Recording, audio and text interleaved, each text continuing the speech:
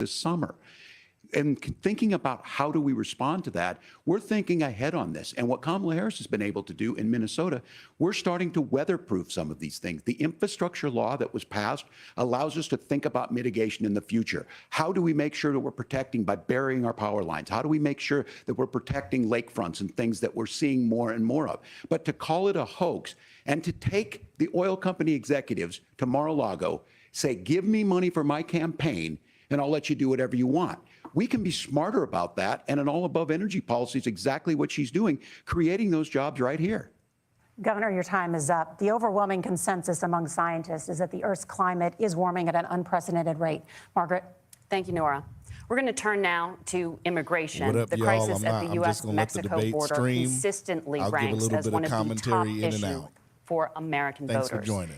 Senator Vance, your campaign is pledging to carry out the largest mass deportation plan in American history and to use the U.S. military to do so.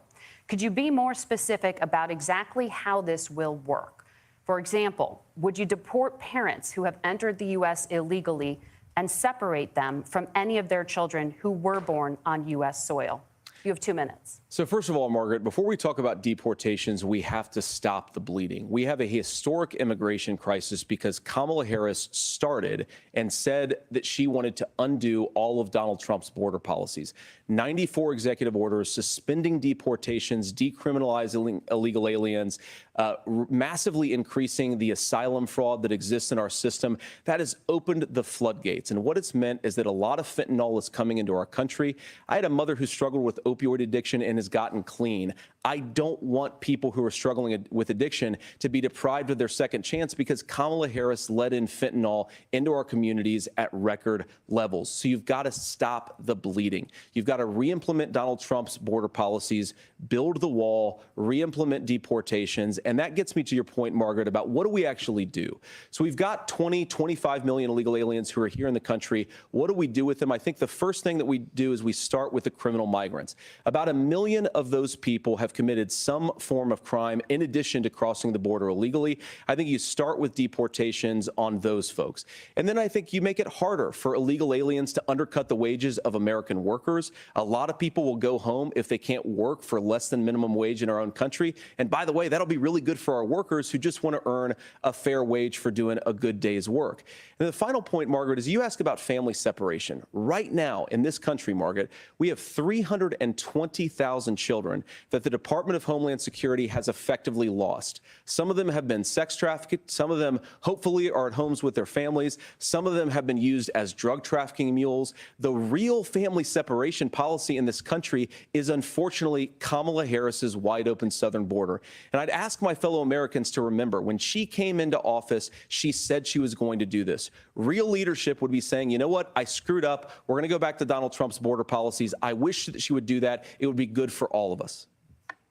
Governor, do you care to respond to any of those specific allegations, including that the vice president is, quote, letting Tim Walz in looking fentanyl lost, y'all. and using kids as drug mules, among other things? Yeah, well, children. the drug mule is not true, but I will say about this, about the fentanyl, because this is a crisis of this, the opioid crisis. And the good news on this is the last 12 months saw the largest decrease in opioid deaths in our nation's history. 30% decrease in Ohio, but there's still more work to do. But let's go back to this on immigration. Kamala Harris was the Attorney General of the largest state and a border state in California. She's the only person in this race who prosecuted transnational gangs for human trafficking and drug interventions. But look, we all want to solve this. Most of us want to solve this. And that is the United States Congress. That's the Border Patrol agents. That's the Chamber of Commerce. That's most Americans out here. That's why we had the fairest and the toughest bill on immigration that this nation's seen. It was crafted by a conservative senator from Oklahoma, James Lankford. I know him. He's super conservative, but he's a man of principle, wants to get it done. Democrats and Republicans worked on this piece of legislation. The Border Patrol said, this is what we need in here. These are the experts. And the Chamber of Commerce and the Wall Street Journal said, pass this thing. Kamala Harris helped get there. 1,500 new border agents, detection for drugs, DOJ money to speed up these the adjudications on this, just what America wants. But as soon as I was getting ready to pass and actually tackle this, Donald Trump said no, told them to vote against it because it gives him a campaign issue. It gives him to, what would Donald Trump talk about if we actually did some of these things? And they need to be done by the legislature. You can't just do this through the executive branch. So look, we have the options to do this. Donald Trump had 4 years. He had 4 years to do this. And he promised you, America, how easy it would be. I'll build you a big, beautiful wall, and Mexico will pay for it. Less than 2% of that wall got built, and Mexico didn't pay a dime. But here we are again, 9 years after he came down that escalator, dehumanizing people and telling them what he was going to do. As far as the deportation plan, at one point, Senator Vance said it was so unworkable to be laughable. So Tim that's Walz's where we're at. Pass the bill, she'll sign it. Don't they? Governor, your time is up. Senator, them the weirdo question was, eyes. will you separate parents from their children, even if their kids are U.S. citizens? You have Weirdo 1 minute. eyes. Margaret, my point is that we already He's like have that. massive child separations thanks to Kamala Harris's open border. And I didn't accuse Kamala Harris of inviting drug mules. I said that she enabled the Mexican drug cartels to operate freely in this country. And we know that they use children as drug mules, and it is a disgrace, and it has to stop. Look, I think what Tim said just doesn't pass the smell test. For 3 years, Kamala Harris went out bragging that she was going to undo Donald Trump's border policy. She did exactly that. We had a record number of illegal crossings. We had a record number of fentanyl coming into our country. And now that she's running for president, or a few months before, she says that somehow she got religion and cared a lot about a piece of legislation.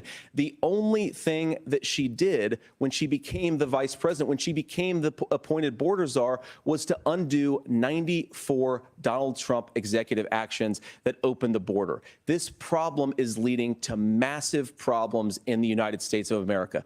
Parents who can't afford health care, schools that are overwhelmed. It's got to stop, and it will when Donald Trump is president again. Senator, your time is up. Governor, what about our CBS News polling, which does show that a majority of Americans, more than 50%, support mass deportations? Look, we fix this issue with a bill that is necessary, but the issue on this is what happens when you don't want to solve it.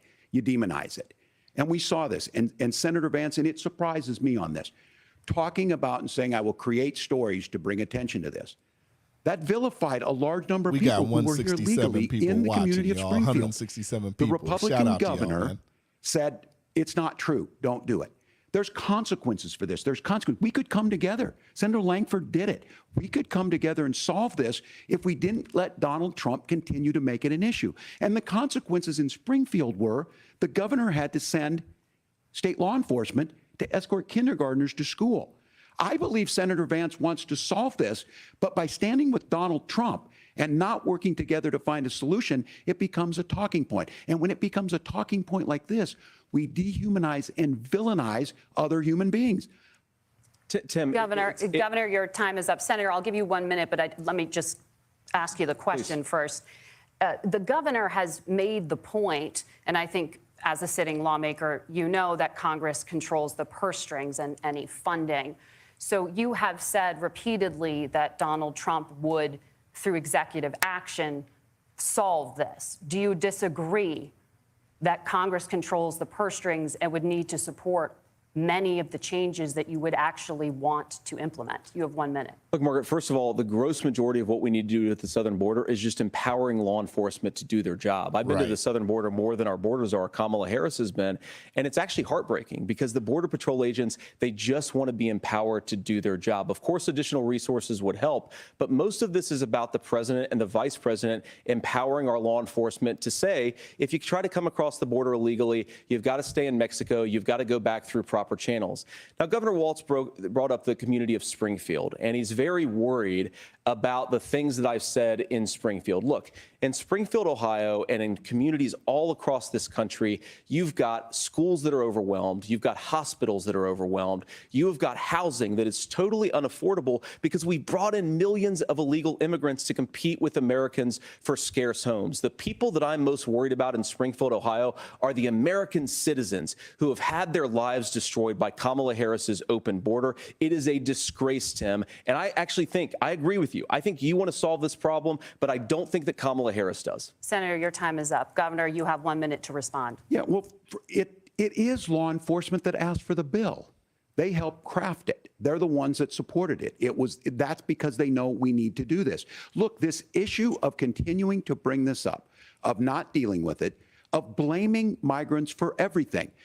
On housing, we could talk a little bit about Wall Street speculators buying up housing and making them less affordable, but it becomes a blame. Look, this bill also gives the money necessary to adjudicate. I agree. It should not take 7 years for an asylum claim to be done. This bill gets it done in 90 days. Then you start to make a difference in this, and you start to adhere to what we know, American principles. I don't talk about my faith a lot, but Matthew 25:40 talks about, to the least amongst us, you do unto me. I think that's true of most Americans. They simply want order to it. This bill does it. It's funded. It's supported by the people who do it. And it lets us keep our dignity about how we treat other people. What verse talks about having tampons and just to in the clarify bathroom? for our viewers, Springfield, Ohio does have a large number of Haitian migrants who have legal status. Here we go. Let me temporary stop. protected Let me stop. Well, I'll Mar- stop. Margaret, but Thank you. Senator, we have Light so much to get commentary. to. Margaret, Hope I y'all think it's enjoying the important We're going to stream. turn now to the economy. Thank Margaret, you. the rules were that The you guys weren't economy, going to we're- fact check. And since you're fact checking me, I think it's important to say what's actually going on. So there's an application called the CBP One app, where you can go on as an illegal migrant, apply for asylum or apply for parole, and be granted legal status at the wave of a Kamala Harris open border wand. Uh-oh, That he is cooking. not a person coming in, applying for a green card and waiting for 10 years. That Thank is you, the Senator. facilitation of illegal immigration, Margaret, by Thank our you, own Senator, for leadership. describing Why the is he legal cutting him off? process. We And have Kamala so much Harris to get opened up to, that Senator. pathway. Those We have laws so have been on much. the books since 1990. Thank you, gentlemen. The we CBP want to One have app has not been on the books since 1990. It's something that Kamala Harris. Talk that Gentlemen, shit. Talk over the mute. the audience Fuck can't it. hear you because your mics are cut. We have so much we want to get to. Thank you for explaining the legal process. Nora. Thank you, Margaret. The economy is a Nora. top concern Thank you, for Margaret. voters. Each of your campaigns has released an economic plan, so let's talk about the specifics. Governor Walz, Vice President Harris unveiled a plan that includes billions in tax credits for manufacturing, housing, and a renewed child tax credit. The Wharton School says your proposals will increase the nation's deficit by $1.2 trillion. How would you pay for that without ballooning the deficit? Governor, I'll give you 2 minutes. Yeah, thank you. And Kamala Harris and I do believe in the middle class because that's where we come from. We both grew up in that. We understand. So those of you out there listening tonight, you're hearing a lot of stuff back and forth, and it's good. It's healthy. That's what this is supposed to happen. You should be listening. How's this going to impact me? The bold forward plan that Kamala Harris put out there is talking about this housing issue. The one thing is there's 3 million new houses proposed under this plan with down payment assistance on the front end to get you in a house. A house is much more than just an asset to be traded somewhere. It's foundational to where you're at. And then making sure that the things you buy every day, whether they be prescription drugs or other things, that there's fairness in that. Look, the $35 insulin is a good thing, but it costs $5 to make insulin. They were charging $800 before this law went into effect. As far as the housing goes, I've seen it in Minnesota. 12% more houses in Minneapolis, prices went down on rent 4%. It's working. And then making sure tax cuts go to the middle class. $6,000 child tax credit, we have one in Minnesota, reduces childhood poverty by 1/3. We save money in the long run, and we do the right thing for families. And then getting businesses off the ground. The law as it stands right now is $5,000 tax credit for small business, increasing that to $50,000. Now, this is a philosophical difference between us. Donald Trump made a promise, and I'll give you this. He kept it. He took folks to Mar-a-Lago, said, you're rich as hell, I'm going to give you a tax cut. He gave the tax cuts that predominantly went to the top class. What happened there was an $8 trillion increase in the national debt, the largest ever. Now he's proposing a 20% consumption or sales tax on everything we bring in. Everyone agrees, including businesses, it would be destabilizing it, it would increase inflation and potentially lead to a recession. Look, this is simple for you. Where are we going? Kamala Harris has said to do the things she wants to do, we'll just ask the wealthiest to pay their fair share. When you do that, our system works best, more people are participating in it, and folks have the things that they need. Senator, I want to give you a moment to respond on that. But similarly, the Wharton School has done an analysis of the Trump plan and says it would increase the nation's deficit by $5.8 trillion. My question is the same for you. How do you pay for all that without ballooning the deficit? I'll give you 2 minutes.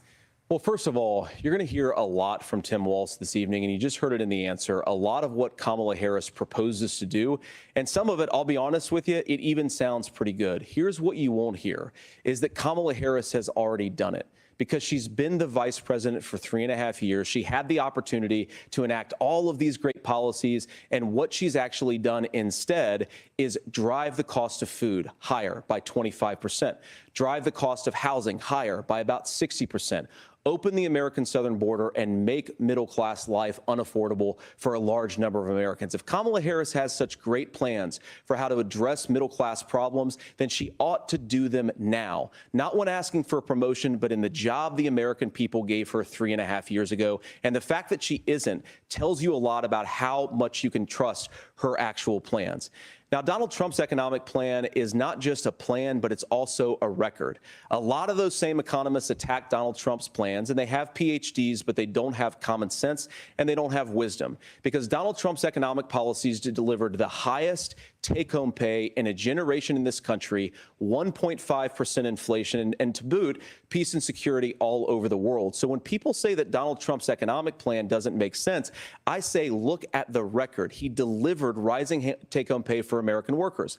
Now, Tim admirably admits that they want to undo the Trump tax cuts. But if you look at what was so different about Donald Trump's tax cuts, even from previous Republican tax cut plans, is that a lot of those resources went to giving more take-home pay to middle class and working class Americans. It was passed in 2017, and you saw an American economic boom unlike we've seen in a generation in this country. That is a record that I'm proud to run on, and we're going to get back to that common sense wisdom so that you can afford to live the American dream again. I know a lot of you are struggling. I know a lot of you are worried about paying the bills. It's going to stop when Donald Trump brings back common sense to this country. Governor, do you want to respond to that? What has Kamala Harris done for the middle class? Yeah, well, Kamala Harris's day one was Donald Trump's failure on COVID that led to the collapse of our economy. We were already before COVID in a manufacturing recession, but 10 million people out of work, largest percentage since the Great Depression. 9 million jobs closed on that. That was day one. Whether it was the Infrastructure Act or other things we moved. Now, you made a question about experts, said this. I've made a note of this. Economists can't be trusted. Science can't be trusted. National security folks can't be trusted. Look, if you're going to be president, you don't have all the answers. Donald Trump believes he does. My pro tip of the day is this. I see you, Akers. Yeah, he did surgery, say that. Listen to the people at the Mayo Clinic in Rochester, Minnesota, not Donald Trump. And the same thing goes with this. And I ask you out there, teachers, nurses, truck drivers, whatever, how is it fair that you're paying your taxes every year and Donald Trump hasn't paid any federal tax in the last 15 years? And the last year as president. That's what's wrong with the system. There's a way around it, and he's bragged about that. We're just asking for fairness in it, and that's all you want. You have a minute. Governor, you say trust the experts. But those same experts for 40 years said that if we shipped our manufacturing base off to China, we'd get cheaper goods. They lied about that. They said if we shipped our industrial base off to other countries, to Mexico and elsewhere, it would make the middle class stronger. They were wrong about that. They were wrong about the idea that if we made America less self-reliant, less productive in our own nation, that it would somehow make us better off, and they were wrong about it. And for the first time in a generation, Donald Trump had the wisdom and the courage to say to that bipartisan consensus, we're not doing it anymore. We're bringing American manufacturing back. We're unleashing American energy. We're going to make more of our own stuff. And this isn't just an economic issue. I mean, I've got 3 beautiful little kids at home, 7, 4, and 2, and I love them very much, and I hope they're in bed right now. But look, so many of the drugs, the pharmaceuticals that we put in the bodies of our children are manufactured by nations that hate us. This has to stop, and we're not going to stop it by listening to experts. We're going to stop it by listening to common sense wisdom, which is what Donald Trump governed on. Senator, your time is up. Governor Walz, can you address that? I mean, voters say they trust Donald Trump on the economy more. Why? Well, if you're listening tonight and you want billionaires to get tax cuts, you heard what the numbers were.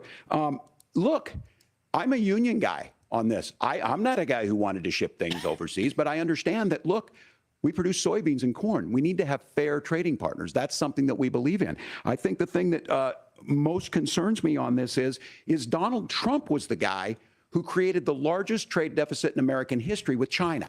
So the rhetoric is good. Much of what the senator said right there, I'm in agreement with him on this. I watched it happen too. I watched it to my communities, and we talked about that. But we had people undercutting the right to collectively bargain. We had right to work states made it more difficult. We had companies that were willing to ship it over, and we saw people profit. Folks that are venture capital in some cases, putting money into companies that were overseas. We're in agreement that we bring those home. The issue is Donald Trump is talking about it. Kamala Harris has a record, 250,000 more manufacturing jobs just out of the IRA. May I respond to that? Yes. So appreciate that. So if you notice, what Governor Walz just did is he said, first of all, Donald Trump has to listen to the experts. And then when he acknowledged that the experts screwed up, he said, well, Donald Trump didn't do nearly as good of a job as the statistics No, that's a gross generalization. that he did. So what Tim Walz is doing, and I honestly, Tim, I think you got a tough job here because you've got to play whack-a-mole. You've got to pretend that Donald Trump didn't deliver rising take-home pay, which of course he did. You've got to pretend that Donald Trump didn't deliver lower inflation, which of course he did. And then you simultaneously got to defend Kamala Harris's atrocious economic record, which has made gas, groceries, and housing unaffordable for American citizens. I was raised by a woman who would sometimes go into medical debt so that she could put food on the table in our household. I know what it's like to not be able to afford the things that you need to afford. We can do so much better. To all of you watching, we can get back to an America that's affordable again. We just got to get back to common sense economic principles. I hope we have a conversation on health care then. Senator, Governor. Please. Thank you. Margaret? We have a lot to get to ahead, gentlemen, on many topics. But right now, I want to talk about personal qualifications. The vice president is often the last voice the president hears before making consequential decisions. We want to ask you about your leadership qualities. Governor Walz, you said you were in Hong Kong during the deadly Tiananmen Square protests in the spring of 1989. But Minnesota Public Radio and other media outlets are reporting that you actually didn't travel to Asia until August of that year. Can you explain that discrepancy? Yeah, well, and to the folks out there who didn't get at the top of this, look, I grew up in small rural Nebraska, town of 400, town that you rode your bike with your buddies till the streetlights come on, and I'm proud of that service. I joined the National Guard at 17, worked on family farms, and then I used the GI Bill to become a teacher, passionate about it, a young teacher. My first year out, I got the opportunity in the summer of '89 to travel to China. 35 years ago, be able to do that. I came back home and then started a program to take young people there. We would take basketball teams, we would take baseball teams, we would take dancers, and we would go back and forth to China. The issue for that was to try and learn. Now, look, my community knows who I am. They saw where I was at. Look, I will be the first to tell you, I have poured my heart into my community. I've tried to do the best I can, but I've not been perfect. And I'm a knucklehead at times, but it's always been about that. Those same people elected me to Congress for 12 years.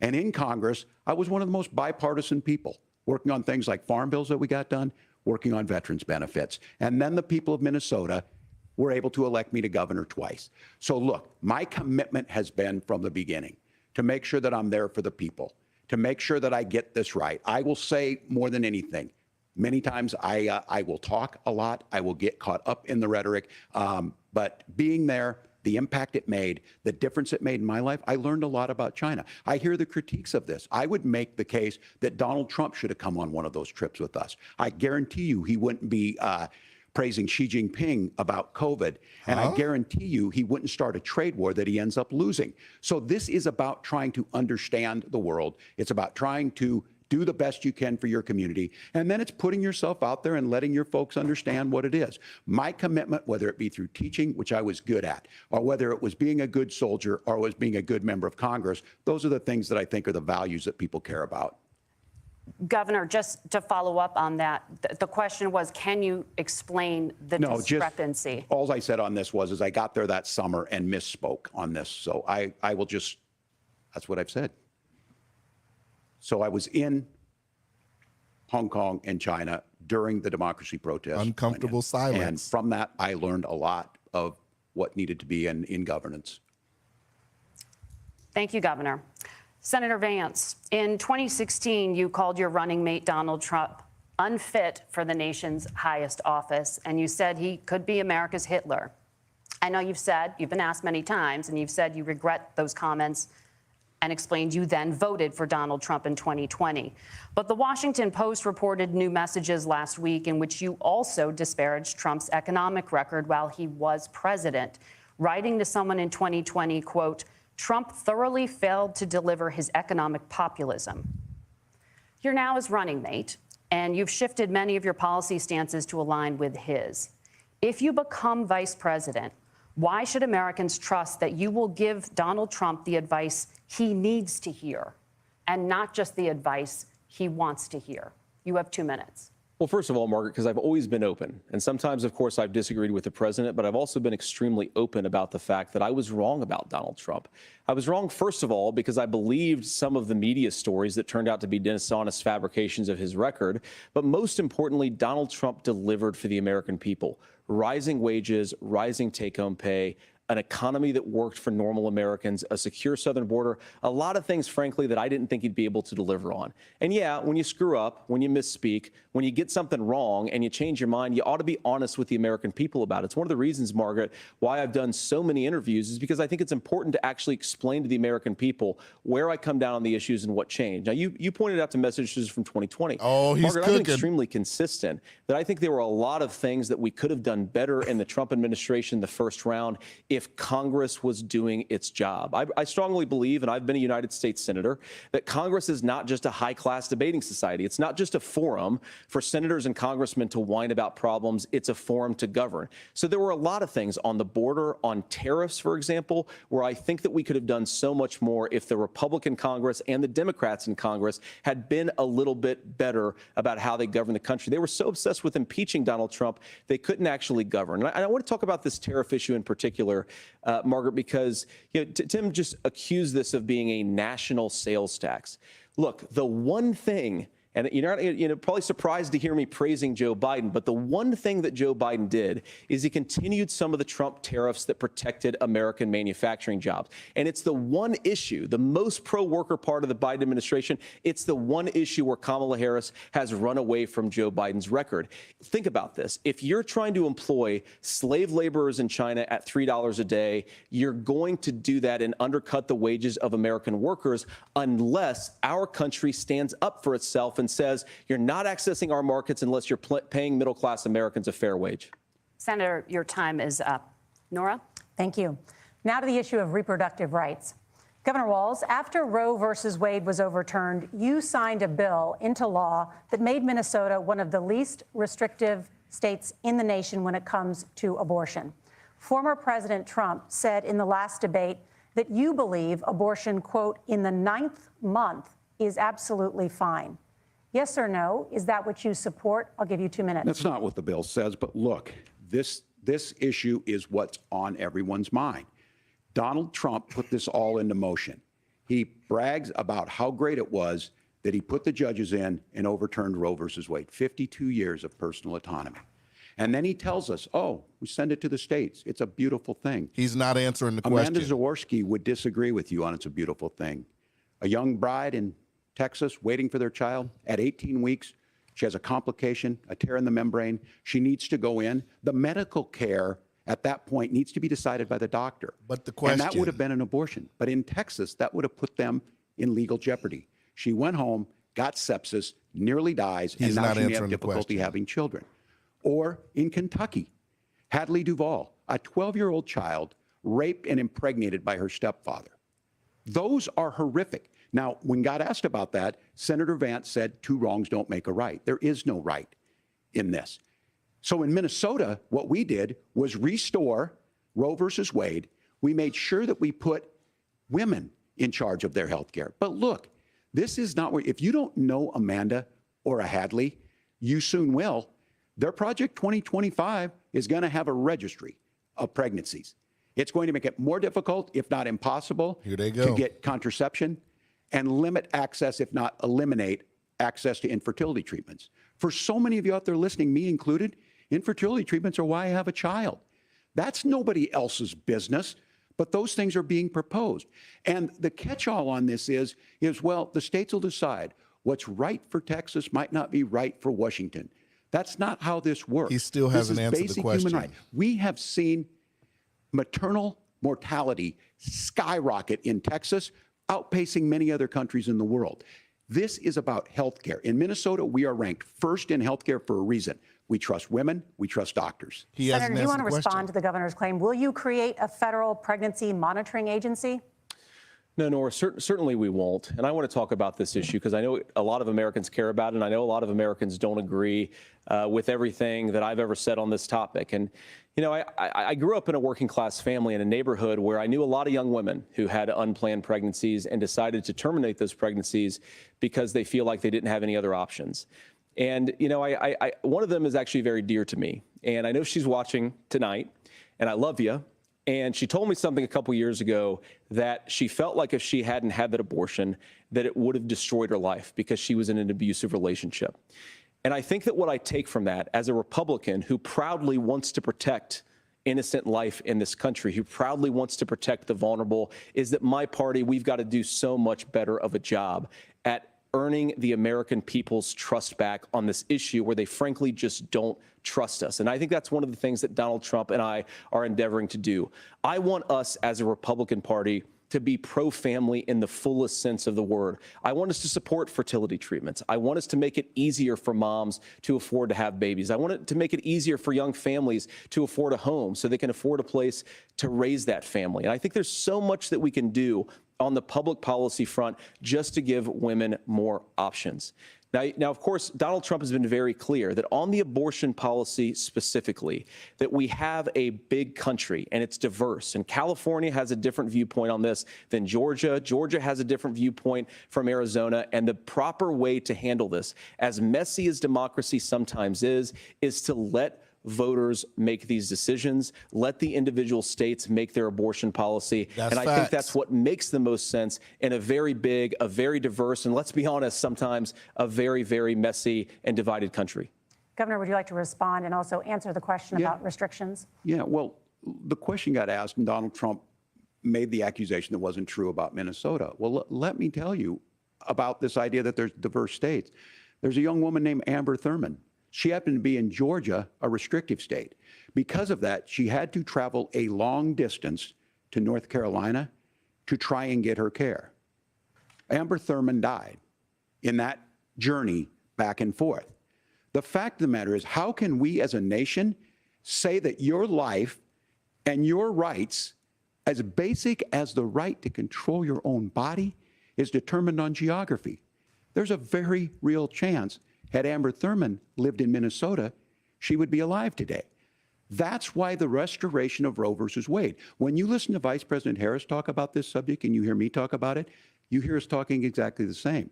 Donald Trump is trying to figure out how to get the political right of this. I agree with a lot of what Senator Vance said about what's happening. His running mate, though, does not, and that's the problem. Governor, your time is up. Senator, let me ask you about that. He mentioned, it was, I think, referring to a national ban. In the past, you have supported a federal ban on abortion after 15 weeks. In fact, you said if someone can't support legislation like that, quote, you are making the United States the most barbaric pro-abortion regime anywhere in the entire world. My question is, why have you changed your position? Well, Nora, first of all, I never supported a national ban. I did when I was running for Senate in 2022 talk about setting some minimum national standard. For example, we have a partial birth abortion ban in place in this country at the federal level. I don't think anybody's trying to get rid of that, or at least I hope not, though I know that Democrats have taken a very radical pro-abortion stance. But Nora, you know, one of the things that changed is in the state of Ohio, we had a referendum in 2023, and the people of Ohio voted overwhelmingly, by the way, against my position. And I think that what I learned from that, Nora, is that we've got to do a better job at winning back people's trust. So many young women would love to have families. So many young women also see an unplanned pregnancy as something that's going to destroy their livelihood, destroy their education, destroy their relationships. And we have got to earn people's trust back. And that's why Donald Trump and I are committed to pursuing pro-family policies, making childcare more accessible, making fertility treatments more accessible, because we've got to do a better job at that. And that's what real leadership is. Governor, your response. I'm going to respond on the pro-abortion piece of that. No, we're not. We're pro-women. We're pro-freedom to make your own choice. You didn't we even know what answer the implications about the are to not be that. Come on. Women having miscarriages, Walz done women lost not this, getting y'all. the I'm care, sorry. physicians feeling like they may be prosecuted for providing that care. And as far as making sure that we're educating our children and giving them options, Minnesota's a state with one of the lowest teen pregnancy rates. We understand that too. We know that the options need to be available, and we make that true. We also make it, we're a top 3 state for the best place to raise children. But these two things to try and say that we're pro-children, but we don't like this, or you guys are pro-abortion, that's not the case at all. We are pro-freedoms for women to make their choices, and we're going, and Kamala Harris is making the case, to make options for children more affordable, a $6,000 child tax credit, but we're not going to base that on the backs of making someone like Amber Thurman drive 600 miles to try and get health care. Senator? May I respond to that? First of all, Governor, I agree with you. Amber Thurman should still be alive, and there are a lot of people who should still be alive, and I certainly wish that she was. And maybe you're free to disagree with me on this and explain this to me, but as I read the Minnesota law that you signed into law, the statute that you signed into law, it says that a doctor who presides over an abortion where the baby survives, the doctor is under no obligation to provide life-saving care to a baby who survives a botched late-term abortion.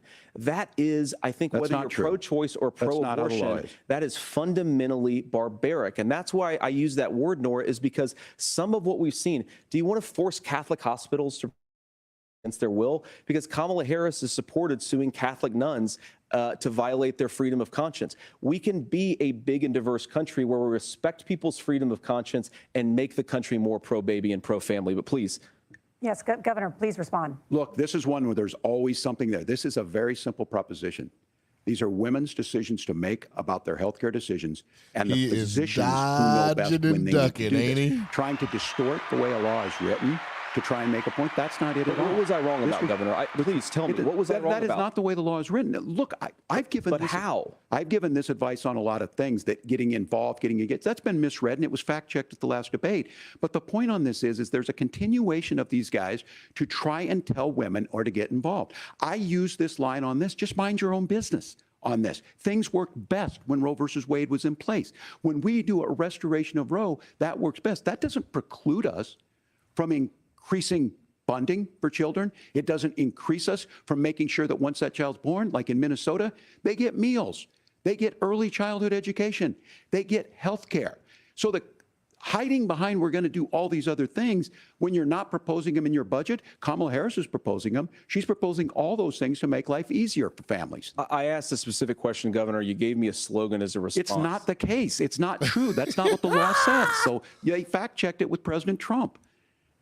Gentlemen, there's a lot to discuss. We have to move on, and we're going to be right back with much more of the CBS News vice presidential debate in just a moment.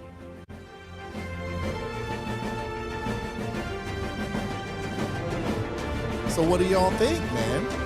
Who do you guys have winning as we passed 410 viewers? Let's go.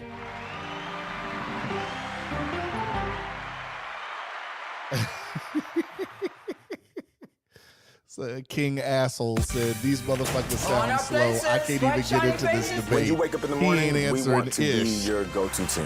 Nate has one. Here's to the co-pilot. Wherever you're headed, Marathon is there because we're driven together. Turn the sound. This is unbelievable knack. But yeah, I mean, who do you guys have winning this? Because so far from what we can see, man, it doesn't look like Walz really wants to engage. They asked him a question about, the 9th month. He kind of dodged that. He did dodge it. He didn't kind of do anything.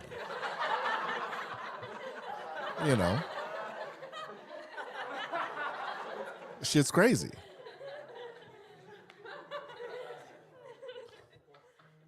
When they asked Tim Walz the first question, and he got this,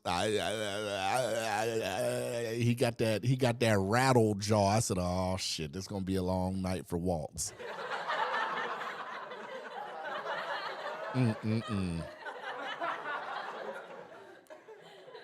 They asked Tim Walz the first question, and he got that rattled jaw. I said, "Oh shit," but it's crazy. I mean, and then we have the hurricane going on, and it's like Walz can't really comment because, Harris hasn't really been doing anything as far as the hurricane. Has she even been on the ground yet? They said, Friday or Saturday, she was at a fundraiser in L.A. So, I mean, it's after this, she's got to get on the plane, and she's got to get on the ground. She's got to. As we coming up on 500 views, man, she's got to get her ground game going. Has to, because that's the only way that things are going to turn around at this point.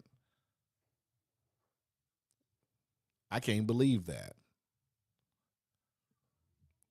We'll see, though. I mean, we're on commercial break right now.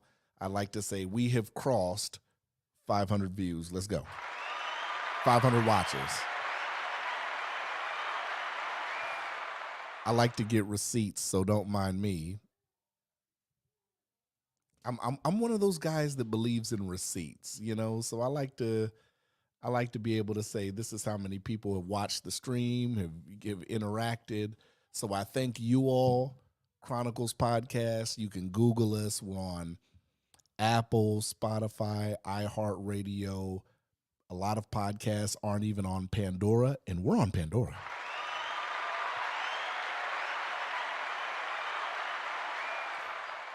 Check out my previous episodes. Check out the last episode. It's mixed in with conversations with Cuzzo, so you guys check it out. But all in all, I appreciate you guys for tuning into this debate. I know I hopped on late.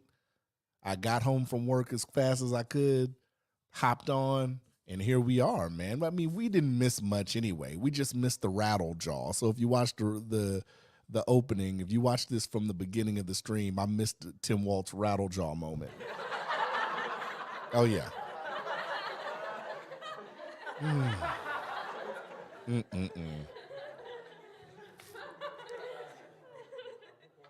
But yeah, this is where we're at. But if we're scoring this as a fight, it looks like Tim Walz is down, man. He's got to get it together.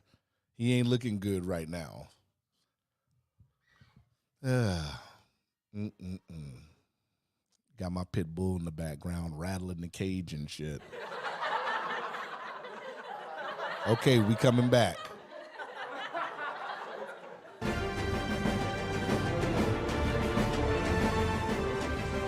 Welcome back to the CBS News Vice Presidential Debate. We want to turn now to America's gun violence epidemic. The leading cause of death for children and teens in America is by firearms. Senator Vance, you oppose most gun legislation that Democrats claim would curb gun violence. You oppose red flag gun laws and legislation to ban certain semi-automatic rifles, including AR-15s.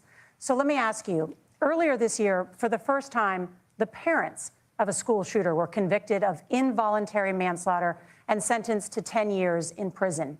Do you think holding parents responsible could curb mass shootings? I'll give you 2 minutes.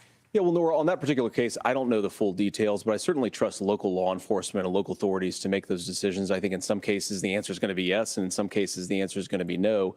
And the details really matter here, of course. For example, if a kid steals a gun, that's going to be different than if a parent hands over a gun knowing that their kid is potentially dangerous.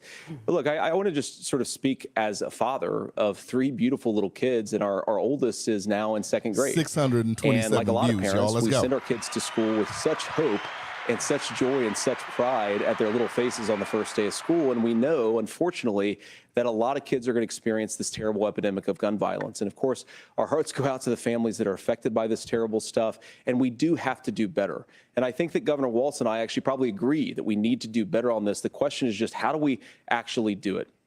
Now, here's something that really bothers me and worries me about this epidemic of violence.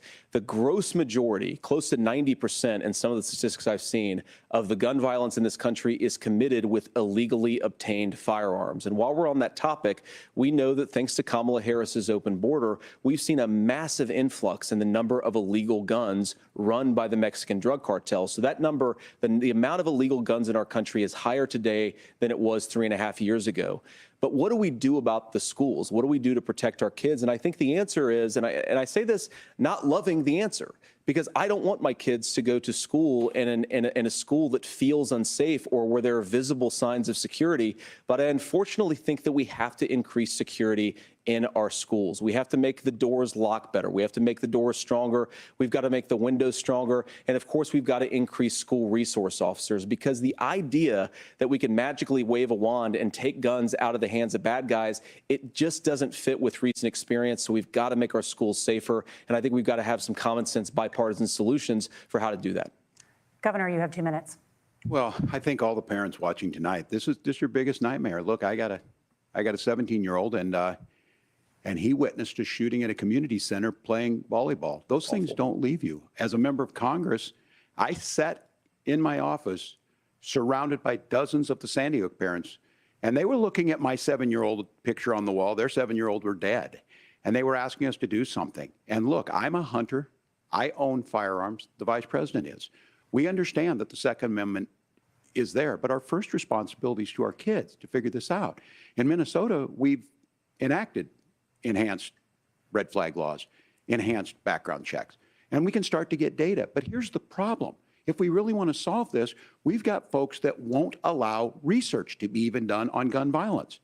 And this idea that we should just live with it, and here's what I do think, that this is a good start to the conversation.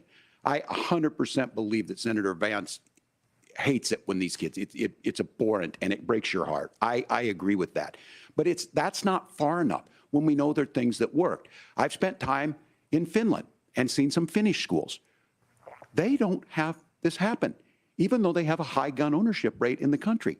There are reasonable things that we can do to make a difference. It's not infringing on your Second Amendment. And the idea to have some of these weapons out there, it just doesn't make any sense. Kamala Harris, as an attorney general, worked on this issue. She knows that it's there. No one's trying to scaremonger and say we're taking your guns, but I ask all of you out there, do you want your schools hardened to look like a fort? Is that what we have to go? When we know there's countries around the world that their children aren't practicing these types of drills. They're being kids. We owe it to them to get a fix. These are things that shouldn't be that difficult. You can still keep your firearms, and we can make a difference. We have to. If you're listening tonight, this breaks your heart. Senator. Tim, first of all, I didn't know that your 17-year-old witnessed a shooting. I'm sorry about that, and I hope that he's doing okay. Christ have mercy. It is awful. And I appreciate what Tim said, actually, about Finland, because I do think it illustrates some of the frankly, weird differences between our own country's gun violence problem and Finland. Is okay, first of all, we have way higher rates of mental health abuse, or mental health substance abuse. We have way higher rates of depression, way higher rates of anxiety. We unfortunately have a mental health crisis in this country that I really do think that we need to get to the root causes of, because I don't think it's the whole reason why we have such a bad gun violence problem, but I do think it's a big piece of it. Another driver of the gun violence epidemic, especially that affecting our kids, it doesn't earn as many headlines, but is the terrible gun violence problem in a lot of our big cities. And this is why we have to empower law enforcement to arrest the bad guys, put them away, and take gun offenders off the streets. I think there's a whole host of things that we can do here, but I do think at our schools we've got to talk about more security. Senator, thank you. Governor, you previously opposed an assault weapons ban, but it only later in your political career did you change your position. Why? Yeah, I sat in that office with those Sandy Hook parents. I've become friends with school shooters. I've seen it. Look, the NRA, I was an NRA guy for a long time. They used to teach gun safety. I'm of an age where my shotgun was in my car so I could pheasant hunt after football practice. Did he say I become friends with school shooters? That's not where we live today. And several things I want to mention on this is, talking about cities and where it's at, the number one where the most firearm deaths happen in Minnesota are rural suicides. And we have an epidemic of children getting guns and shooting themselves. And so we have, and we should look at all of the issues, making sure folks have health care and all that, but I want to be very careful. This idea of stigmatizing mental health, just because you have a mental health issue doesn't mean you're violent. And I think what we end up doing is we start looking for a scapegoat. Sometimes it just is the guns.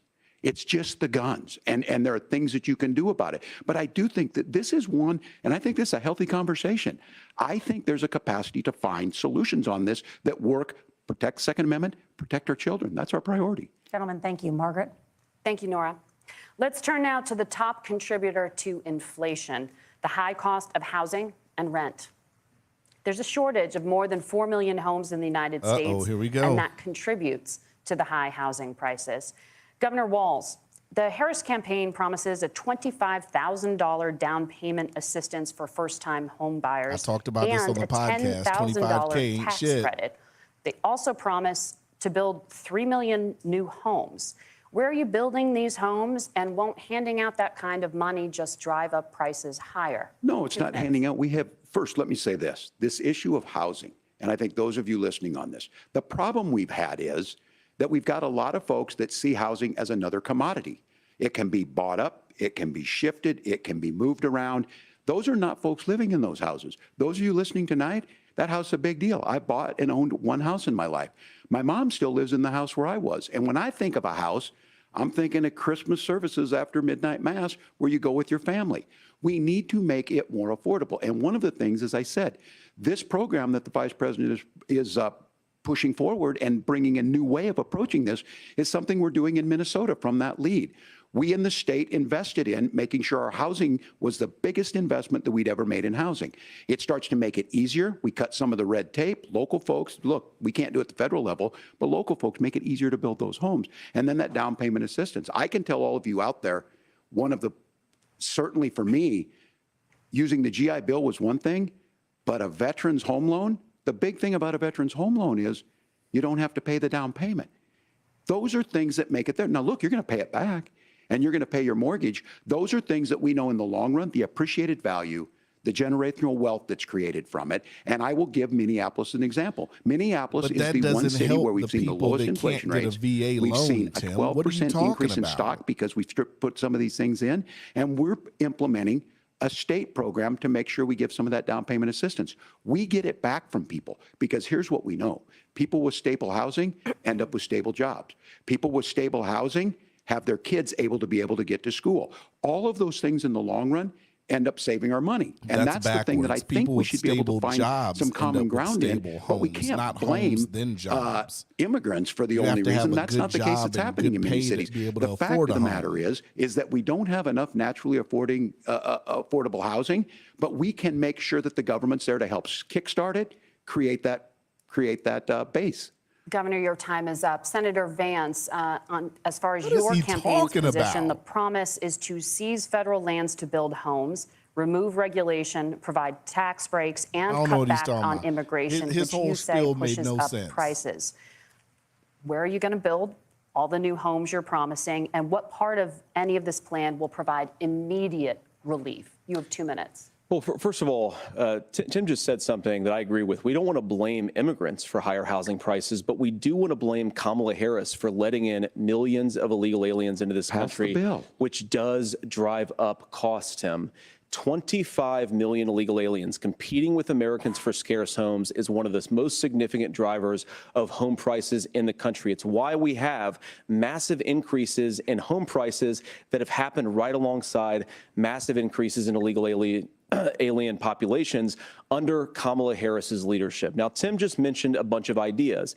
Now, some of those ideas I actually think are halfway decent, and some of them I disagree with. But the most important thing here is Kamala Harris is not running as a newcomer to politics. She is the sitting vice president. If she wants to enact all of these policies to make housing more affordable, I invite her to use the office that the American people already gave her, not sit around and campaign and do nothing while Americans find the American dream of homeownership completely unaffordable. Now, you asked, Margaret, what would immediately change the equation for American citizens? If you lower energy prices, as Donald Trump says, drill, baby, drill, one of the biggest drivers of housing costs aside from illegal immigration is, think about it. If a truck driver is paying 40% more for diesel, then the lumber he's delivering to the job site to build the house is also going to become a lot more expensive. That's correct. If we open up American energy, you will get immediate pricing relief for American citizens, not, by the way, just in housing, but in a whole host of other economic goods, too. Senator Vance, you still have 23 seconds there. Do you want to answer? Can I have it? Governor, we will get to you in a moment. But, Senator, where are you going to seize the federal lands? Can you clarify? Well, what Donald Trump has said is we have a lot of federal lands that aren't being used for anything. They're not being used for a national park. They're not being used, and they could be places where we build a lot of housing. And I do think that we should be opening up building in this country. We have a lot of land that could be used. We have a lot of Americans that need homes. We should be kicking out illegal immigrants who are competing for those homes, and we should be building more homes for the American citizens who deserve to be here. Senator, your time is up. Governor, I do want to let you respond to the allegation that the vice president is letting in Well, of course, that's not true. And again, you have the facts. I guess we agreed not to fact check. I'll check it. That, look, crossings are down compared to when Donald Trump left office. But it's, again, blaming and not trying to find a solution. I was going to ask, though, on this question, Are we going to drill and build houses in the same federal land? And I think when motherfuckers people ain't hear even federal reporting lands, it. these are really important pieces of land. Now, Minnesota doesn't have a lot of federal lands. I know in the western part of the countries we do. There's not a lot of federal lands in and around Minneapolis, for example. So the issue is I don't understand the federal lands issue unless we see this, and I worry about this as someone who cares deeply about our national parks and our federal lands. Look, Minnesota, we protect these things. We've got about 20% of the world's fresh water. These lands protect. They're there for a reason. They belong to all of us. But again, this is when you view housing and you view these things as commodities. Like, there's a chance to make money here. Let's take this federal land and let's sell it to people for that. I think there's better ways to do this. We've seen it in Minnesota. We're able to refurbish some of these houses. We're able to make some investments. That gets people in. And I'm still on the fact on this. Economists, Senator Vance, you said you don't like the economists. Which economists are saying that it is immigrants that's adding to the cost? Governor, Where's your the study? time is up. But Senator, on that point, I'd like for you to clarify. There are many contributing factors to high housing costs. What evidence do you have that migrants are part of this problem? Well, there's a Federal Reserve study that we're happy to share after the debate. We'll put it up on social media, actually, that really drills down on the connection between increased levels of migration, especially illegal immigration, and higher housing prices. Now, of course, Margaret, that's not the entire driver of higher housing prices. It's also the regulatory regime of Kamala Harris. Look, we are a country of builders. We're a country of doers. We're a country of explorers. But we increasingly have a federal administration that makes it harder to develop our resources, makes it harder to build things, and wants to throw people in jail for not doing everything exactly as Kamala Harris says they have to do. And what that means is that you have a lot of people who would love to build homes who aren't able to build homes. I actually agree with Tim Walz. We should get out of this idea of housing as a commodity. But the thing that has most turned housing into a commodity is giving it away to millions upon millions of people who have no legal right to be here. What are the federal regulations? I deal with this as a governor. You can very quickly reply. I'm sorry. I get this as a governor, and I don't necessarily disagree with that, that in some cases, many of those are local, many of them are state. I don't know which ones are federal, but I think whenever we talk regulations, people think they can get rid of them. I think you want to be able to get out of your house in a fire. I think you want to make sure that it's fireproof and those types of things. So which are the regulations? Because the vice president's not responsible for those. Congress writes those. Governor, thank you. Gentlemen, we have a lot to get to. You're passionate about the housing crisis, I can tell. But Nora? Thank you. One of the top problems facing Americans is the high cost of health care. Senator Vance, at the last presidential debate, former President Trump was asked about replacing the Affordable Care Act. In response, he said, "I have concepts of a plan."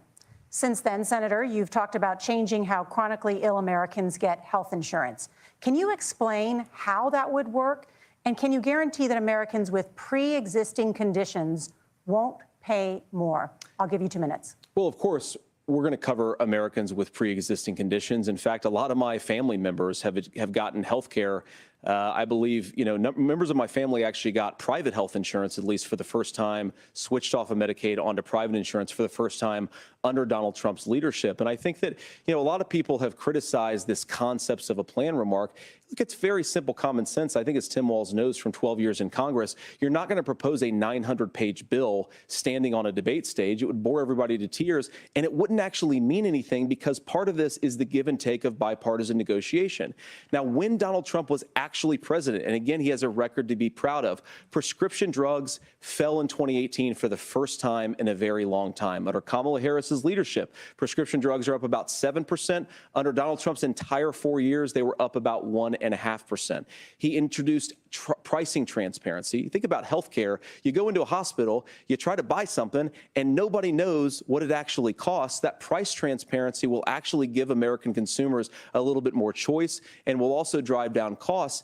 And we talked about, the reinsurance regulations is what I was talking about. Look, Donald Trump has said that if we allow states to experiment a little bit on how to cover both the chronically ill but the non-chronically ill, it's not just a plan. He actually implemented some of these regulations when he was president of the United States. And I think you can make a really good argument that it salvaged Obamacare, which was doing disastrously until Donald Trump came along.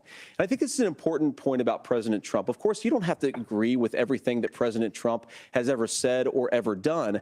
But when Obamacare was crushing under the weight of its own regulatory burden and healthcare costs, Donald Trump could have destroyed the program. Instead, he worked in a bipartisan way to ensure that Americans had access to affordable care. It's not perfect, of course, and there's so much more that we can do, but I think that Donald Trump has earned the right to put in place some better health care policies. He's earned it because he did it successfully the first time. Governor?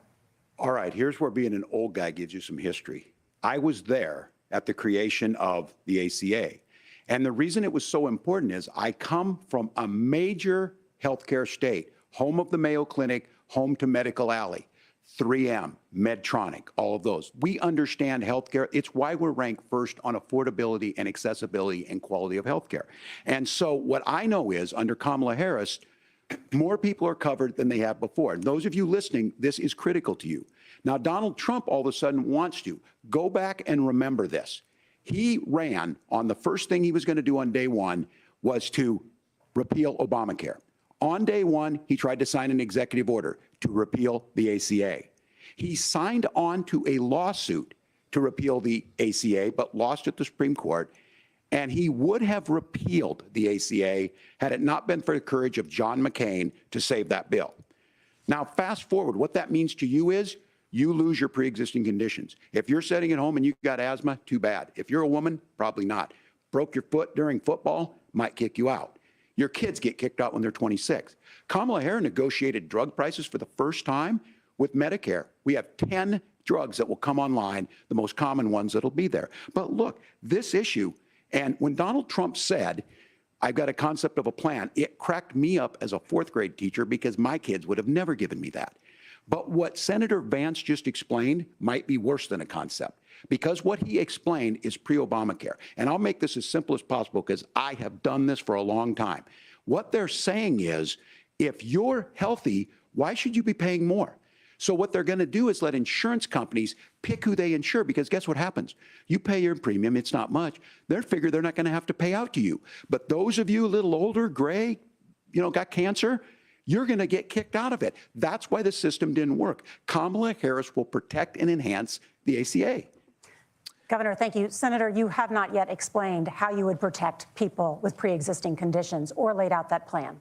Well, look, we currently have laws and regulations in place right now that protect people with pre-existing conditions. We want to keep those regulations in place, but we also want to make the health insurance marketplace function a little bit better. Now, what Governor Walz just said is actually not true. A lot of what happened, and the reason that Obamacare was crushing under its own weight, is that a lot of young and healthy people were leaving the exchanges. Donald Trump actually helped address that problem, and he did so in a way that preserved people's access to coverage who had pre-existing conditions. But again, something that these guys do is they make a lot of claims about if Donald Trump becomes president, all of these terrible consequences are going to ensue. But in reality, Donald Trump was president. Inflation was low. Take-home pay was higher. And he saved the very program from a Democratic administration that was collapsing and would have collapsed absent his leadership. He did his job, which is govern in a bipartisan way and get results, not just complain about problems, but actually solve them. Governor, did enrollment under the Affordable Care Act go up under the Trump administration? It's higher now that we've seen it go up. Look, people are using it. The system works. And the question about this of young people or whatever, that's the individual mandate piece of this. And Republicans fought tooth and nail saying, well, Americans should be free to do this. Well, then what happens is... So you think the individual mandate's a good idea? You shrink. I think the idea of making sure the risk pool is broad enough to cover everyone, that's the only way insurance works. When it doesn't, it collapses. You are asking pre-ACA where we get people out. Look, people know that they need to be on health care. People expect it to be there. And when we are able to make it, and we are making it this way, when we incentivize people to be in the market, when we help people who might not be able to afford it get there, and we make sure then when you get sick and old, it's there for you. Because I heard people say, well, I don't want to buy into Medicare or whatever. Good luck buying health care once you get past 70. So look, the ACA works. We can continue to do better. Kamala Harris did that. The way she made everything better was negotiating those 10 drugs on Medicare for the first time in American history. Thank you. Margaret? Can I address that? I apologize. We're out of time. ahead, We have a Nora. number of subjects to discuss. Margaret? Let's talk about families in America. There is a child care crisis Sure. in this country, and the United States is one of the very few developed countries in the world without a national paid leave program for new parents. Governor Walz, you've said that if Democrats win both the White House and Congress, this is a day one priority for you. How long should employers be required to pay workers while they are home taking care of their newborns? You have 2 minutes. Yeah, well, that's negotiable, and that's what Congress worked. But here's what the deal is. Americans sitting out there right now, you may work for a big company. Look, we're But home who in do they Minnesota to some of the negotiate largest with? Fortune 500 companies. Kamala Harris knows that in California. Those companies provide paid family and medical leave. One is, I think they're moral and they think it's a good thing, but it also keeps their employees healthy. We in Minnesota passed a paid family and medical leave. You have a child, and I had to go back to work 5 days after my kids were born. This allows you to stay home a certain amount of time. What we know is that gets the child off to a better start, the family works better, we stay in their employers, we get more consistency in that. So Kamala Harris has made it a priority. We implemented it in Minnesota and we see growth. That's how you become a pro-business state. But the negotiations on it, and here's the issue, those big companies are able to offer it. Those of you out there who don't have it, just imagine what happens if you get cancer or your child gets sick. We know what happens. You end up staying home. In some cases, that means no paycheck because you've got no protection on that. This is the case of an economy that Donald Trump has set for the wealthiest amongst us. He's willing to give those tax breaks to the wealthiest. He's willing to say, bust those unions up, do whatever. What we're saying is the economy works best when it works for all of us. And so a paid family medical leave program, and I will tell you, go to the families or go to the businesses and ask them. As far as childcare on this, you have to take it at both the supply and the demand side. You can't expect the most important people in our lives to take either our children or our parents to get paid the least amount of money. And we have to make it easier for folks to be able to get into that business and then to make sure that folks are able to pay for that. We were able to do it in Minnesota, and I'm still telling you this. We were listed as the best state. We're still in crisis on this. A federal program of paid family and medical leave and help with this will enhance our workforce, enhance our families, and make it easier to have the children that you want. Governor, your time is up. Senator, do you support a national paid leave program? And if so, for how long should employers be mandated to pay their employees while they are home taking care of their newborn? You have 2 minutes. Yeah, well, first of all, Margaret, a number of my Republican colleagues and some Democrats, too, have worked on this issue. And I think there is a bipartisan solution here because a lot of us care about this issue. I mean, look, I speak from this very personally because I'm married to a beautiful woman who is an incredible mother to our 3 beautiful kids, but is also a very, very brilliant corporate litigator. And I'm so proud of her. But being a working mom, even for somebody with all of the advantages of my wife, is extraordinarily difficult. And it's not just difficult from a policy perspective. She actually had access to paid family leave because she worked for a bigger company. But the cultural pressure on young families and especially young women, I think makes it really hard for people to choose the family model they want. A lot of young women would like to go back to work immediately. Some would like to spend a little time home with the kids. Some would like to spend longer at home with the kids. We should have a family care model that makes choice possible. And I think this is a very important substantive difference between Donald Trump and Kamala Harris's approach. I mean, look, if you look at the federal programs that we have that support paid family leave right now, the Community Development Block Grant, and there's another block grant program that spends a lot of money from the federal government. These programs only go to one kind of childcare model. Let's say you'd like your church maybe to help you out with childcare. Maybe you live in a rural area or an urban area and you'd like to get together with families in your neighborhood to provide childcare in the way that makes the most sense. You don't get access to any of these federal monies. We want to promote choice in how we deliver family care and how we promote childcare because, look, it is unacceptable. And, you know, of course, Tim and I have been on the campaign trail a lot the past 7 or 8 weeks. And one of the biggest complaints I hear from young families is people who feel like they don't have options, like they're choosing between going to work or taking care for their kids. That is an incredible burden to put on American families. We're the only country that does it. I think we could do a heck of a lot better. Senator, thank you. You have also said, Senator Vance, many things about the American family. The Federal Reserve says parents will spend nearly as much on child care as they do on housing each month. So I want to get your thoughts on this. President Trump recently said, As much as childcare is talked about as being expensive, it's relatively speaking not very expensive compared to the kinds of numbers we'll be taking in. Is President Trump committed to the $5,000 per child tax credit that you have described? You have 1 minute. Well, what President Trump said, Margaret, I just want to defend my running mate here a little bit, is that we're going to be taking in a lot of money by penalizing companies for shipping jobs overseas and penalizing countries who employ slave laborers and then ship their products back into our country and undercut the wages of American workers. It's the heart of the Donald Trump economic plan. Cut taxes for American workers and American families. Cut taxes for businesses that are hiring and building companies in the United States of America, but penalize companies and countries that are shipping jobs overseas. That's the heart of the economic proposal. And I think what President Trump is saying is that when we bring in this additional revenue with higher economic growth, we're going to be able to provide paid family leave, child care options that are viable and workable for a lot of American families. Can you clarify how that will solve the child care shortage? Well, because as Tim said, a lot of the child care shortage is we just don't have enough resources going into the multiple people who could be providing family care options. And we're going to have to, unfortunately, look, we're going to have to spend more money. We're going to have to induce more people to want to provide child care options for American families, because the reason it's so expensive right now is because you've got way too few people providing this very essential service. Thank you, Senator.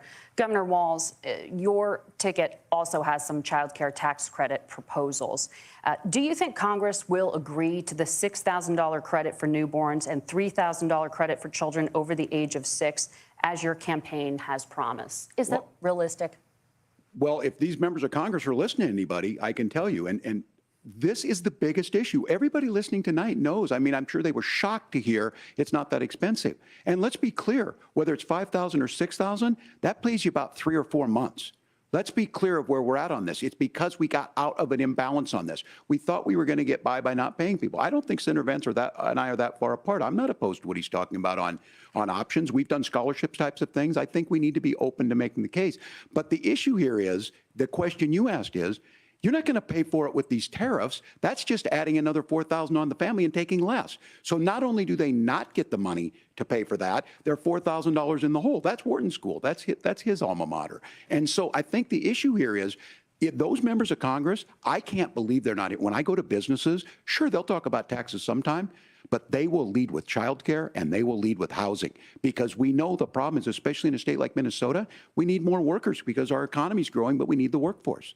Governor, thank you. We need to move on. Nora? Let's talk about the state of democracy, the top issue for Americans after the economy and inflation. After the 2020 election, President Trump's campaign and others filed 62 lawsuits contesting the results. Judges, including those appointed by President Trump and other Republican presidents, looked at the evidence and said there was no widespread fraud. The governors of every state in the nation, Republicans and Democrats, certified the 2020 election results and sent a legal slate of electors to Congress for January 6th. Senator Vance, you have said you would not have certified the last presidential election and would have asked the states to submit alternative electors. That has been called unconstitutional and illegal. Would you again seek to challenge this year's election results, even if every governor certifies the results? I'll give you 2 minutes. Well, Nora, first of all, I think that we're focused on the future. We need to figure out how to solve the inflation crisis caused by Kamala Harris's policies, make housing affordable, make groceries affordable, and that's what we're focused on. But I want to answer your question because you did ask it. Look, what President Trump has said is that there were problems in 2020, and my own belief is that we should fight about those issues, debate those issues peacefully in the public square, and that's all I've said, and that's all that Donald Trump has said. Remember, he said that on January the 6th, the protesters ought to protest peacefully. And on January the 20th, what happened? Joe Biden became the president, Donald Trump left the White House, and now, of course, unfortunately, we have all of the negative policies that have come from the Harris-Biden administration. I believe that we actually do have a threat to democracy in this country, but unfortunately, it's not the threat to democracy that Kamala Harris and Tim Walz want to talk about. It is the threat of censorship. It's Americans casting aside lifelong friendships because of disagreements over politics. It's big technology companies silencing their fellow citizens. And it's Kamala Harris saying that rather than debate and persuade her fellow Americans, she'd like to censor people who engage in misinformation. I think that is a much bigger threat to democracy than anything that we've seen in this country in the last 4 years, in the last 40 years. Now, I'm really proud, especially given that I was raised by two lifelong blue-collar Democrats, to have the endorsement of Bobby Kennedy Jr. and Tulsi Gabbard, lifelong leaders in the Democratic coalition. And of course, they don't agree with me and Donald Trump on every issue. We don't have to agree on every issue, but we're united behind a basic American First Amendment principle that we ought to debate our differences. We ought to argue about them. We ought to try to persuade our fellow Americans. Kamala Harris is engaged in censorship at an industrial scale. She did it during COVID. She's done it over a number of other issues. And that, to me, is a much bigger threat to democracy than what Donald Trump said when he said that protesters should peacefully protest on January the 6th. Governor? Well, I've enjoyed tonight's debate, and I think there was a lot of commonality here. And I'm sympathetic to misspeaking on things, and I think I might have with the senator. Me too, man. There's one though that this one is troubling to me, and I say that because I think we need to tell the story. Donald Trump refused to acknowledge this, and the fact is that I don't think we can be the frog in the pot and let the boiling water go up. He was very clear. I mean, he lost this election, and he said he didn't. 140 police officers were beaten at the Capitol that day. Some with the American flag, several later died. And it wasn't just in there. In Minnesota, a group gathered on the state capitol grounds in St. Paul and said, we're marching to the governor's residence and there may be casualties. The only person there was my son and his dog, who was rushed out crying by state police. That issue, and Mike Pence standing there as they were chanting, hang Mike Pence. Mike Pence made the right decision. So, Senator, it was adjudicated over and over and over. I worked with kids long enough to know, and I said as a football coach, sometimes you really want to win, but the democracy is bigger than winning an election. You shake hands, and then you try and do everything you can to help the other side win. That's what was at stake here. Now, the thing I'm most concerned about is the idea that imprisoning your political opponents, already laying the groundwork for people not accepting this. And a president's words matter. A president's words matter.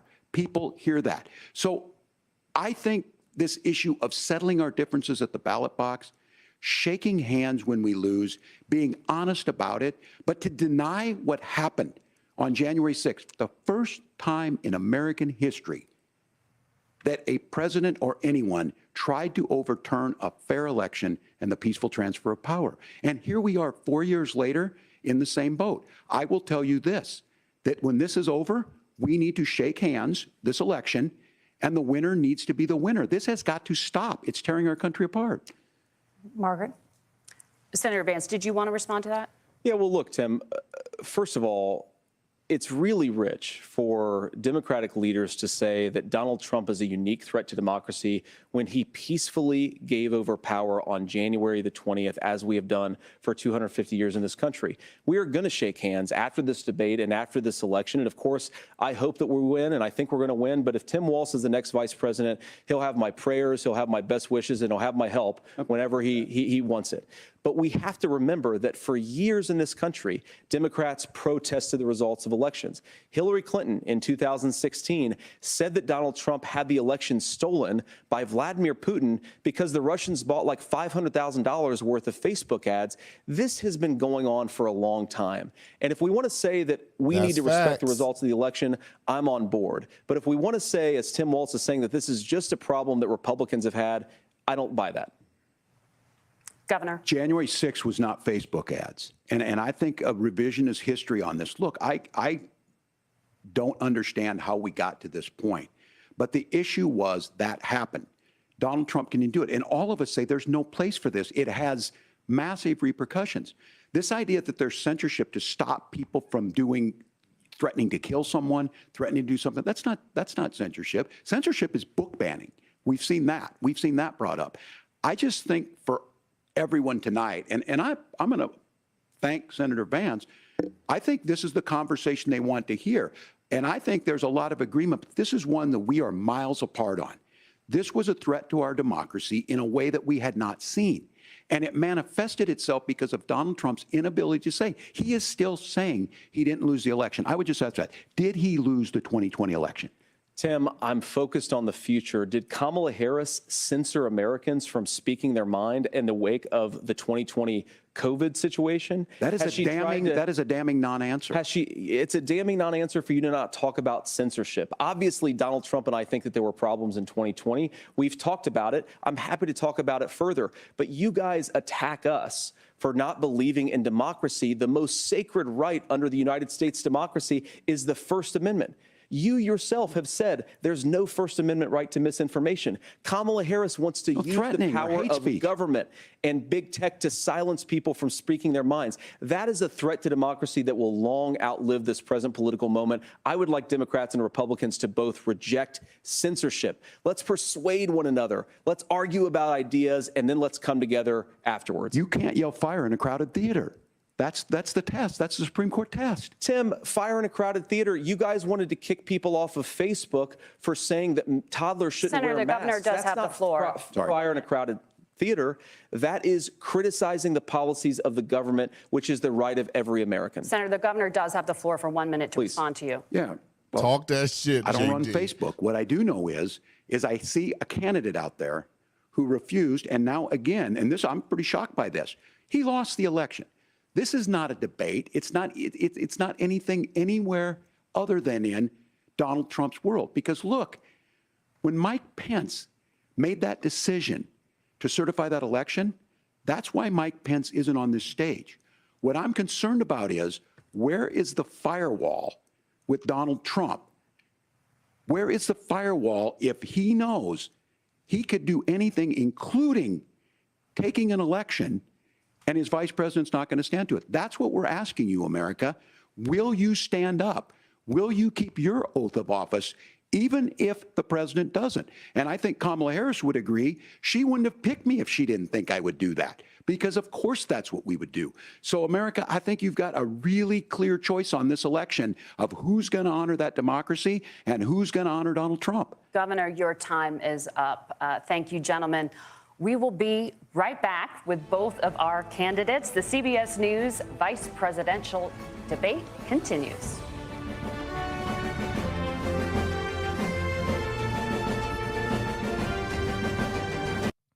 So what are y'all thinking, man? You know? How do you think it's looking? I have JD Vance up. I ain't gonna front on you.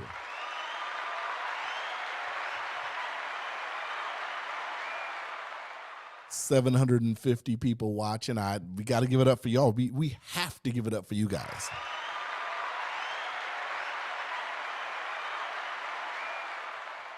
You know, I enjoy doing these live streams. Twan's not with me today, but you guys got to make sure you have the opportunity. Go to needleandthreadsco.com, check out the merchandise, check out the shirts, the hats, backpacks, everything. And remember, Chroniclez, CHRONICLEZ, for 15% off at checkout.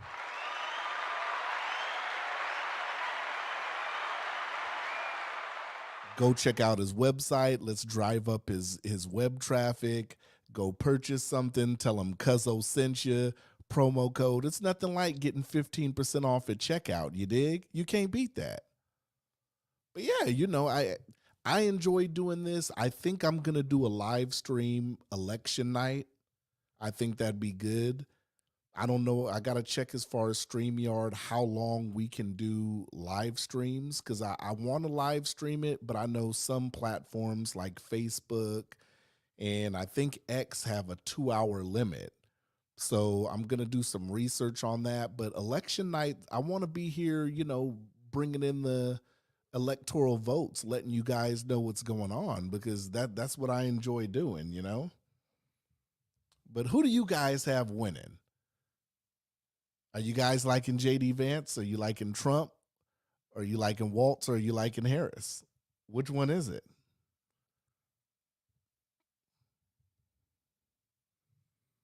You know, Tim Walz goddamn had that shaky jaw at the beginning. Come on now, dog. Come on, man. Yeah, It was bad, man. JD, on the other hand, came out like, put some respect on my name. You understand me? When y'all saying my name, put some respect on. he said to put some respect on his name.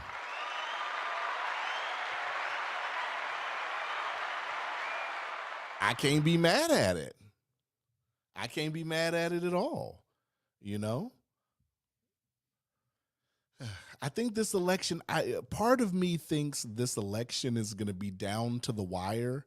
And then another part of me thinks it's going to be a unanimous decision. I don't know. They say Trump's up in New York. He's not necessarily winning, but he's doing good in New York. New York could damn near be up for grabs. Can you believe that?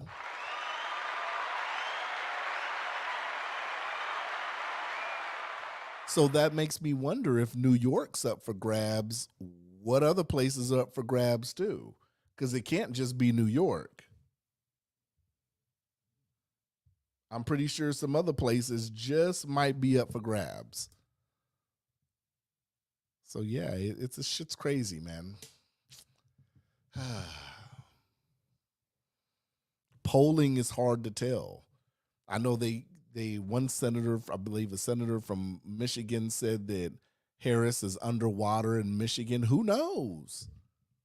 She could be. Internal polling is the polling that they get that we don't know about. So I'm sure she knows where she's at. Could that be why she did the podcast? What is it? The Up in Smoke podcast? I don't know.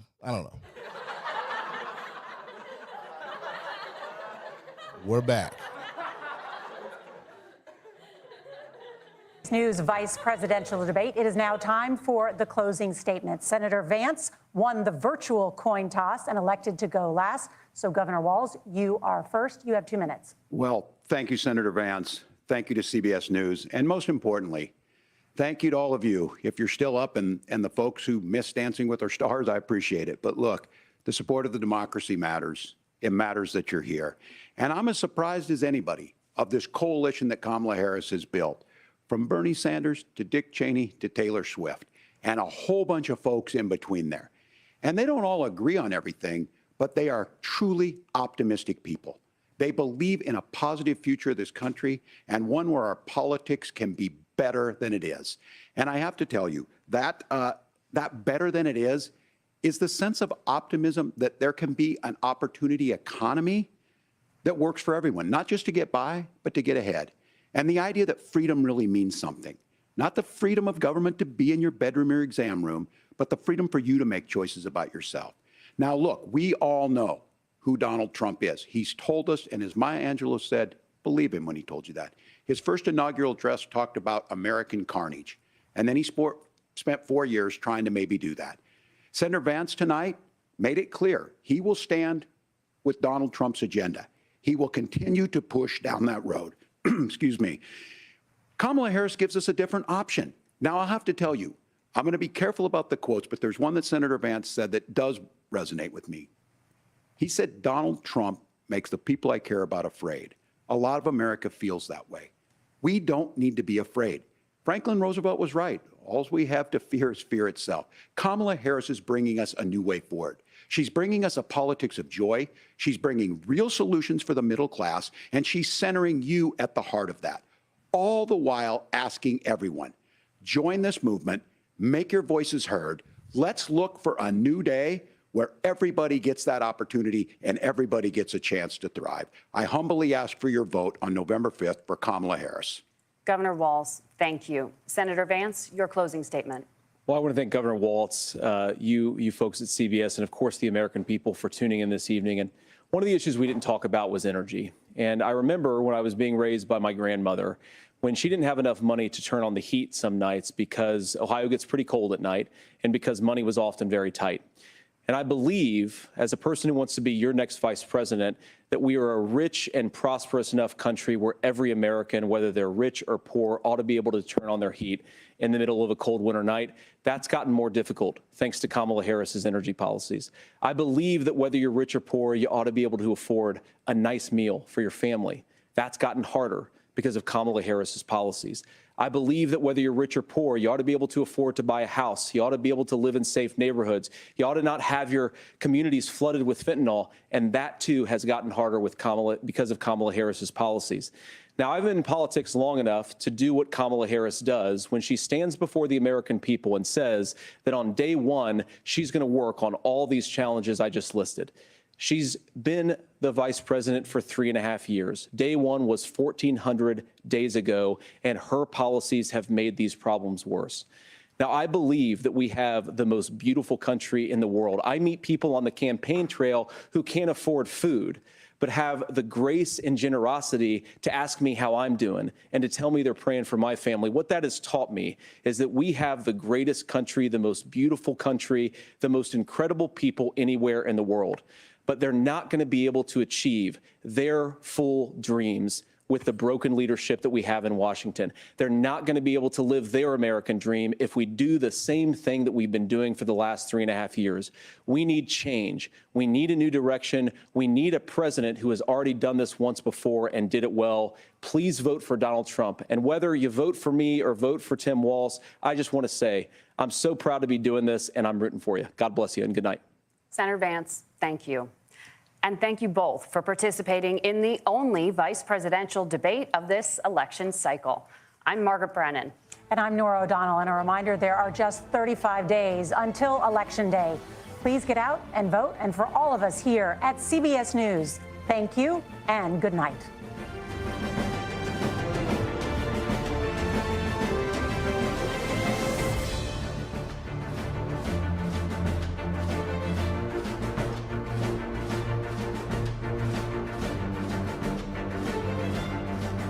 The first and only vice presidential debate. This election is now complete.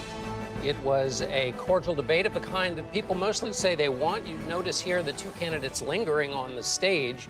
That's quite a difference from the presidential debate, in which it was not even sure that Vice President Harris and Donald Trump would shake hands.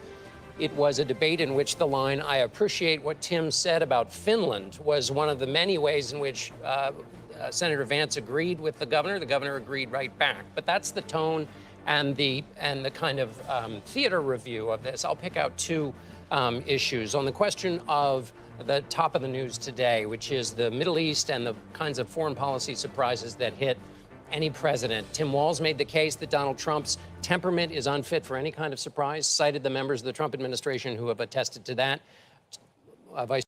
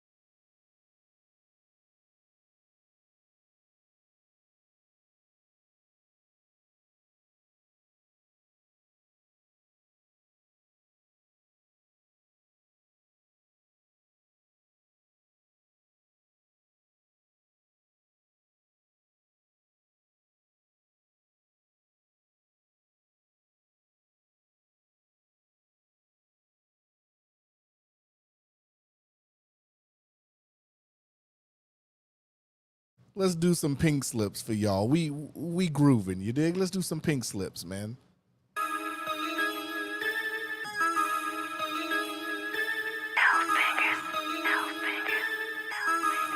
753 people watching. I get mines off the top, just drove off the lot, just slid block the block, I might just drop the top. Pink slip in my hand, this ain't no rental car, they see me and see the bands. Niggas know I'm finna ball, this ain't what you used to. Nah, this the new wave, my money go two ways, slide down the E-way. We title holders, spin the bag, still counting up. Show my money on the gram for what? Man, my bands is up. The Lone Star, up there where the drones are. Boy, I spit crowbars every time I throw balls. Flying like a go-kart, you gotta play your part. I pulled up topless, trying to make a profit. I drove it off the showroom, bought it for the leg room. Just dropped the bag on it, getting to the bread soon. I move like a pimp do. When I jump out the whip, sitting on 22s, mail me the pink slip. I drove it out the showroom, bought it for the leg room. Just dropped the bag on it, getting to the bread soon. I move like a pimp do. When I jump out the whip, sitting on 22s, mail me the pink slip. Mail me the pink slip, you can't wave too hard. Around here we sink ships. Just crashed another whip, long as you make it flip. More cash to the VIP, talk to him pimp. First I buy the house, then buy the car, then buy the Audemars. Whole time still on the grind, spend less and make more.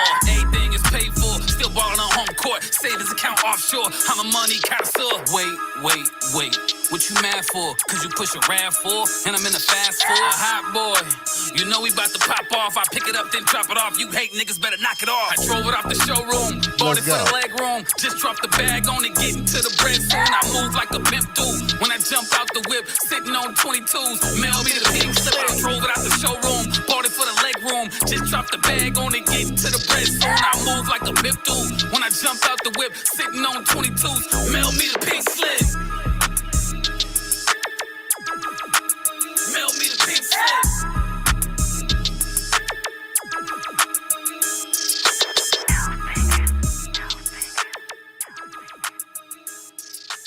With the cyber truck, y'all. Let's go.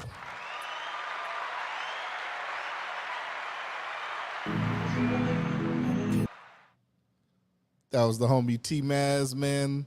This is your boy Cuzzo. I hope y'all enjoyed it tonight. Remember, Needle and Threads Co. Let's put that up there one more time. Y'all like the stream, share this stream with your friends. Remember, everybody go vote in November. Y'all got to make a choice, man. From what I see, though, it looks like JD won this tonight. You dig?